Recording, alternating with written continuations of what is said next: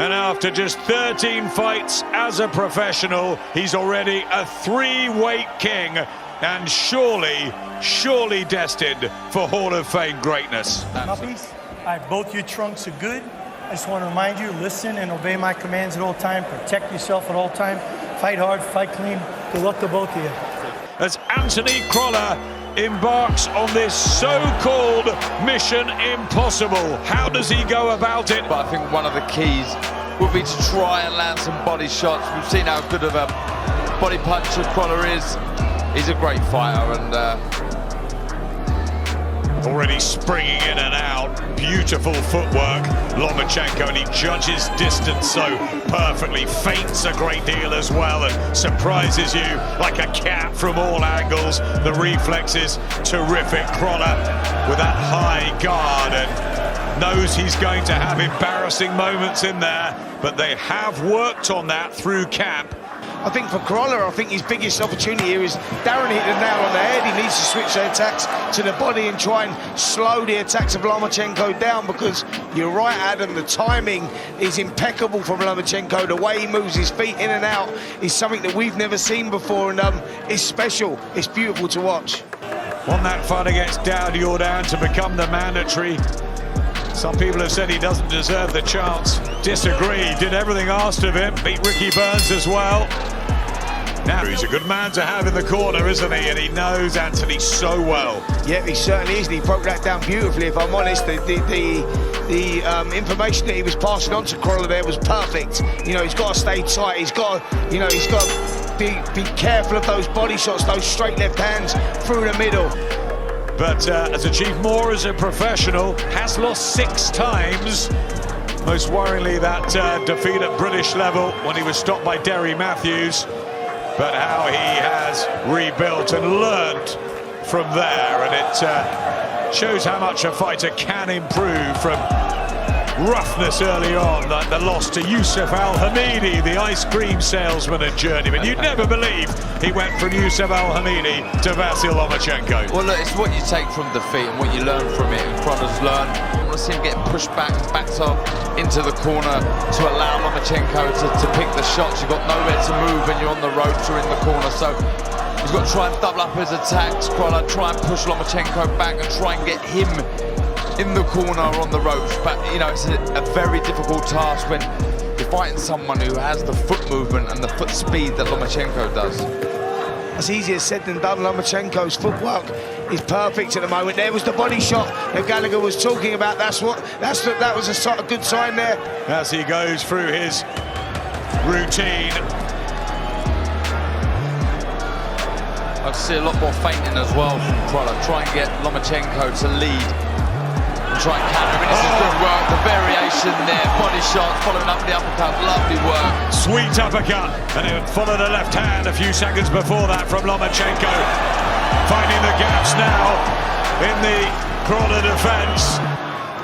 And now Anthony Crolla's learning what it's like to be in with someone like Lomachenko. He wanted to test himself, and here begins the reality. How will he react?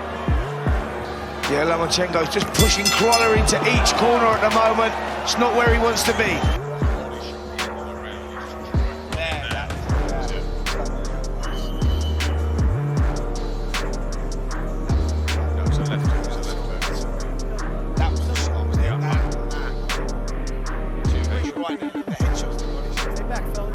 Lomachenko with a couple of headshots and a body shot late on in the second. I think troubled Anthony Crolla just as he went back to his corner. Joe Gallagher kept everything on the right lines. Paul Smith in there as well. Familiar faces.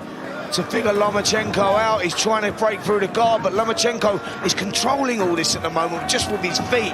Look at the movement, in and out all the time. The distance is perfect. Done that with the left hand. And again from Lomachenko. That's the wand that he utilises, the backhand from the southpaw stance. And now he's looking as though he wants a stoppage here.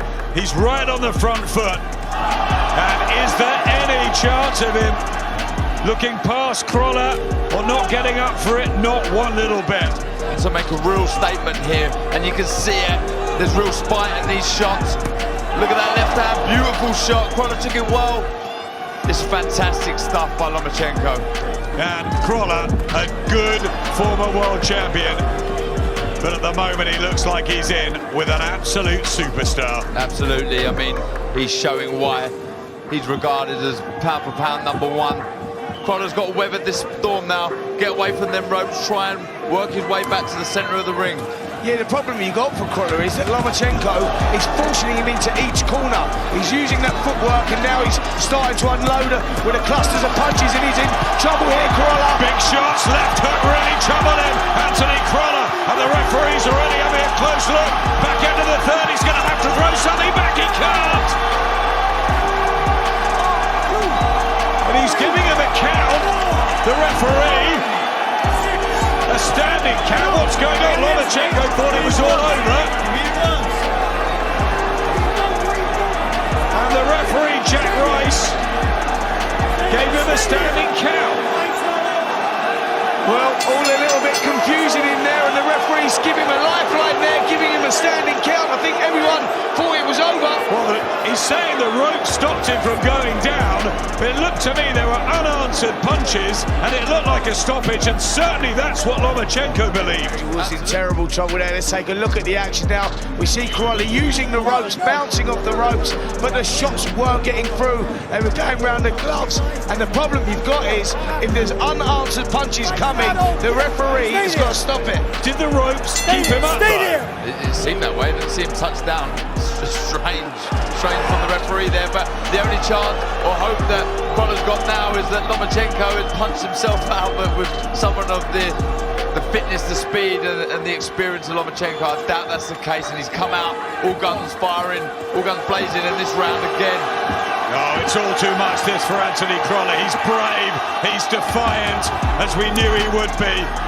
But his eye as well is reddened, and the blistering array of Loma's arsenal is on full display. And a body shot as well here, and the referee might have to make a more serious decision, and that is to stop the fight. All the corner, but Crolla is going to go out fighting, and he can't take it anymore. Down he goes inside the first minute of the fourth. That is definitively the end of the fight, and Vasyl Lomachenko proves his utter class. Let him out. He had a game plan to let Lomachenko come in and try and counter-punch him with a hook, but that was unnecessary to go into that fourth round. I think the fight should have been stopped, and that was bad to see that Crolla took that punishment, and that was a bad knockout, and he still looks unsteady sitting on that stool now. Well, the right hand to the temple and the power there. People are saying he can't punch much, Lomachenko. Oh, wow, he is absolutely brilliant. He really is. And I'm sure Anthony, the first and most important thing is that he recovers and recovers well, because that was a nasty finish. But I'm sure he will be the first to take his hat off to the extraordinary skills and accuracy of Vasyl Lomachenko, who tonight was on a mission for a knockout. He was. He wanted to prove a point. He wanted to make a statement, and he's done just that. Tonight, a one-punch knockout with that right shoulder. I guess it's feeling pretty good, isn't it? Yes, I want to say thank you very much, my doctor, Alatresh, who made me my shoulder, and now I can come back 100%. Thank you very much.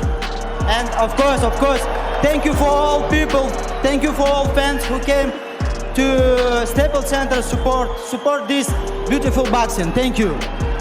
Vasyl, you talked about wanting historic fights, title fights. With that being said, what's the fight that you want next?